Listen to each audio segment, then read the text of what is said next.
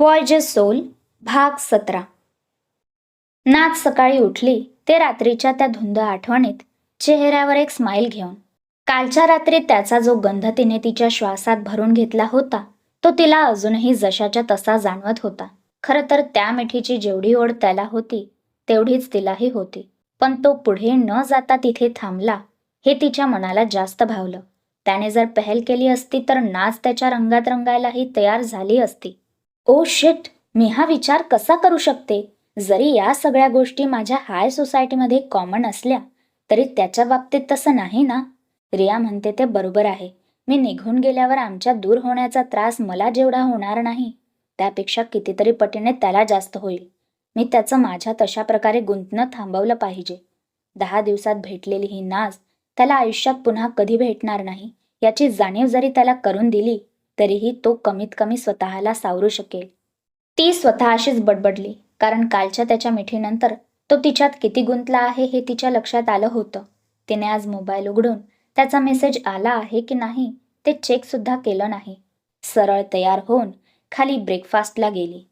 ओय चंपा, आज रात्री डिनर झाल्यावर मी तुला तुझ्या आवडीच्या ठिकाणी घेऊन जाईल, तयार राहा. तो तिच्या साईडने पुढे निघाला, पण जाताना हळूच तिच्या कानात सांगून गेला, काय करू माझं मला समजत नाही. मला तू हवा पण आहेस आणि नको पण आहेस. मला आता माझी नाही तुझीच काळजी वाटते. तिने जाणाऱ्या त्याच्याकडे बघत विचार केला. तेवढ्यात त्याने मागे वळून तिच्याकडे बघितलं तर तिने त्याला फक्त एक छोटी स्माईल पास केली. थोड्याच वेळात सगळे गाडीत येऊन बसले. यावेळेस मात्र अमितने कोणाचाही विचार न करता सरळ तिच्या बाजूच्या सीटवर बसून घेतलं. नाच, काय झालं? तब्येत तर ठीक आहे. आपल्याला पोहोचायला वेळ आहे, हवं तर तू झोपून घे, त्याने तिच्याकडे बघत म्हटलं. पण त्याला तिची अशी काळजी करताना बघून तिचे डोळे भरून आले. ओय पिल्लू, काय होतंय तुला? थांब, असं म्हणत तो उठला आणि वरच्या कंपार्टमेंटमध्ये ठेवलेली पाण्याची बॉटल घेऊन पुन्हा तिच्याजवळ येऊन बसला. त्याने बॉटल खोलून थोडी तिच्या तोंडाला लावली. काय झालं सांग, माझ्याकडे सगळी मेडिसिन आहे, त्याने पुन्हा काळजीने विचारलं. तसं तिने तिची मान नकारात हलवली आणि त्याच्या एका हाताला एका बाजूने कडल करत त्याला म्हटलं, अमित अरे, आता 2च दिवस राहिले.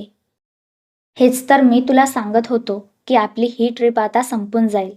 आज आपण सगळे फिरायला निघालो, उद्या ब्रेक डे आहे आणि परवा आपली रिटर्न जर्नी सुरू.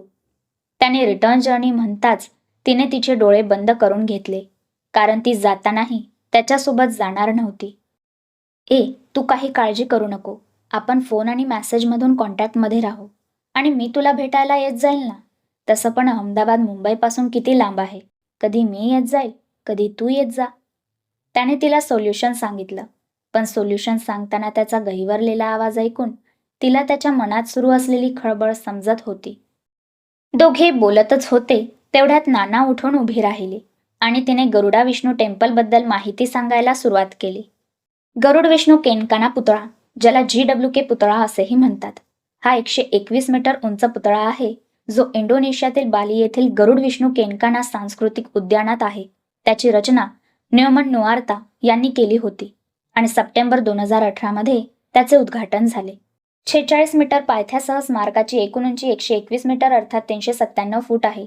हा पुतळा इंडोनेशियातील सर्वात उंच पुतळा म्हणून डिझाईन करण्यात आला होता आणि तो हिंदू धर्मात मुळे शोधणाऱ्या गरुडाच्या जीवनाचे अमृत असलेल्या अमृताच्या शोधाच्या घटनेने प्रेरित आहे. या कथेनुसार गरुडाने आपल्या गुलामाईला मुक्त करण्यासाठी अमृत वापरण्याच्या अधिकाराच्या बदल्यात विष्णूने स्वार होण्यास सहमती दर्शवली. हे स्मारक 31 जुलै 2018 रोजी पूर्ण झाले आणि 22 सप्टेंबर 2018 रोजी इंडोनेशियाचे अध्यक्ष जोको विडोडो यांनी उद्घाटन केले. हा हिंदू देवतेचा सर्वात उंच पुतळा आणि इंडोनेशियातील सर्वात उंच पुतळा आहे. सगळे गाडीतून खाली उतरले आणि त्या ठिकाणाचा आनंद घेऊ लागले. नाज मात्र आज उदास होती आणि तिच्या उदासीचं कारण अमितला माहीत असूनही तो काही करू शकत नव्हता. त्या मंदिराजवळ एक मोठं गार्डन होतं आणि त्याच्या आजूबाजूला बालीचे पारंपरिक कपडेही विकले जात होते. नाजला आता तसाही त्या सगळ्यात इंटरेस्ट वाटत नव्हता. हाय, मला आहे ना तुला काही सांगायचंय. कसं या ट्रिपवर मी एकटीच आली आहे ना, त्यामुळे तसेही मला बोलायला फारसं कोणी नाही आणि आता जी गोष्ट सांगायची आहे ती थोडी स्पेशल आहे, तर मी सांगू शकते. जाताना वृषाली नाजच्या शेजारी येऊन बसली. त्यामुळे अमितला नाईलाजास्तोवर दुसऱ्या सीटवर जावं लागलं. वृषालीच्या कोणत्याही गोष्टीमध्ये तसाही नाजला काही इंटरेस्ट नव्हता, पण आता ती काहीतरी सांगते आहे म्हटल्यावर नाजने तिला होकार दिला. तुला सांगू का, मी आहे ना आजपर्यंत खूप असे सोलो ट्रिप केले आहेत, पण ही ट्रिप माझ्यासाठी काहीतरी वेगळीच स्पेशल होती. नाजने वैतागत खिडकीच्या बाहेर बघायला सुरुवात केली.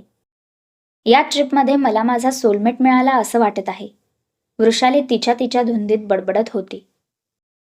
एवढा केअरिंग आणि स्वीट मुलगा मी आजपर्यंत कधीच बघितला नव्हता, पण अमितला भेटून मला मुलांमधली ही बाजूसुद्धा बघायला मिळाली. मी घरी गेल्यावर माझ्या मॉम डॅडशी अमितबद्दल बोलणार आहे. मला अमित आवडतो.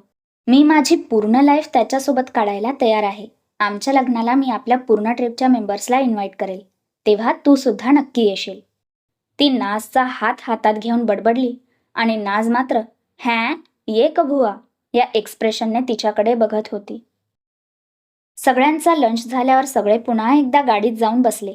नाजला वृषालीची अजून काही बडबड ऐकायची नव्हती, म्हणून तिने सरळ लंचला गाडी थांबेपर्यंत झोपून घेतलं होतं. काय झालं, लय चिकचिक करते ना ती? गाडीत बसताना तो पहिलेच सीट घेऊन बसला होता. नाज गाडीत बसताबरोबर त्याने तिला त्याच्या शेजारी बसायला खुणावलं. काय म्हणत होती ती तुला?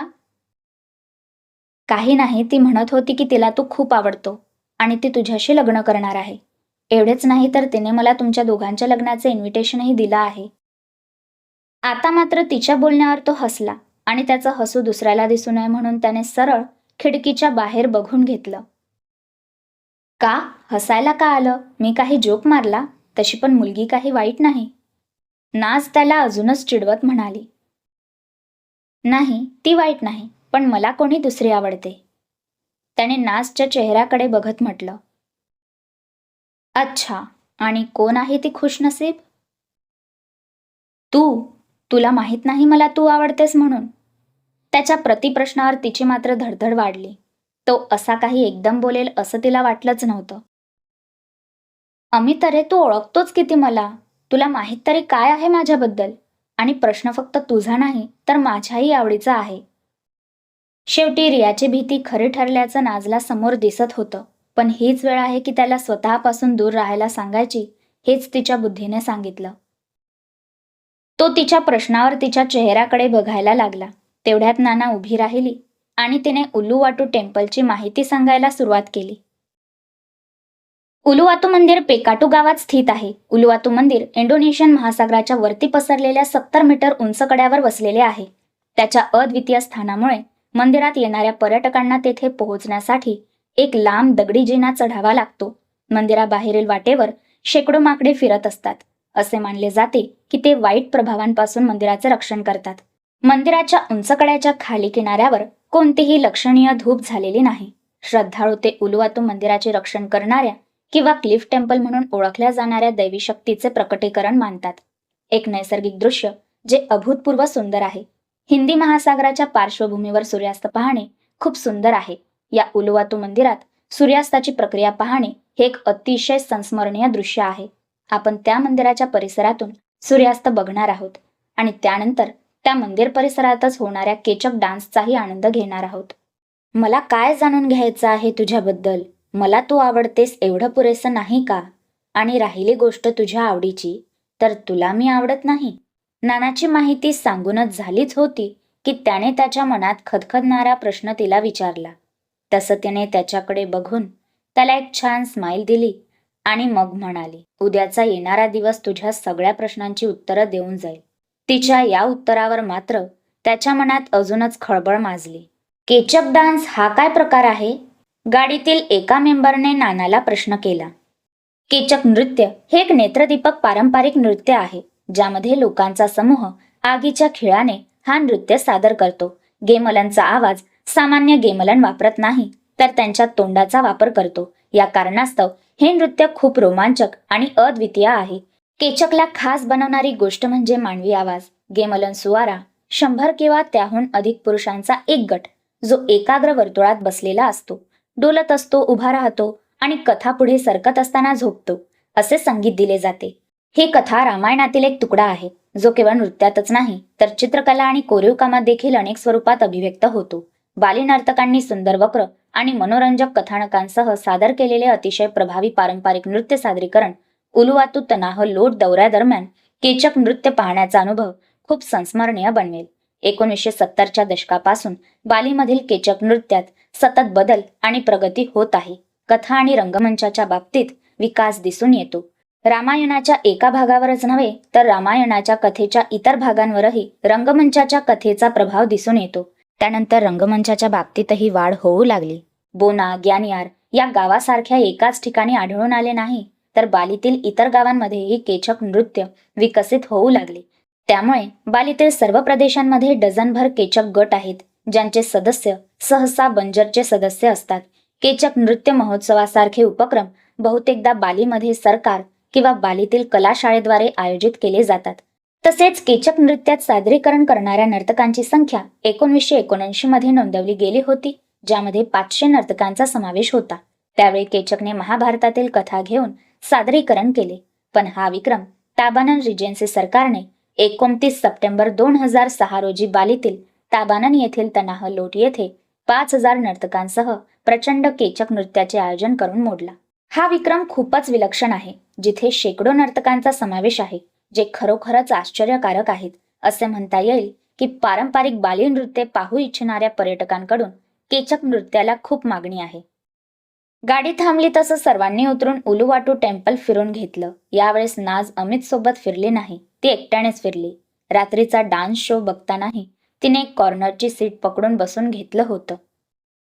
हॉटेलमध्ये परत आल्यावर तिने त्याला फक्त एक स्माईल दिली आणि ती तिच्या रूमकडे जी गेली ती त्याला त्या रात्री पुन्हा भेटली नाही. क्रमशः काय उत्तर असेल नाजचं अमितच्या प्रश्नाला जाणून घेण्यासाठी पुढचा भाग ऐकायला विसरू नका. कथा आवडत असेल तर लाईक, कमेंट्स आणि सबस्क्राईब करा. धन्यवाद.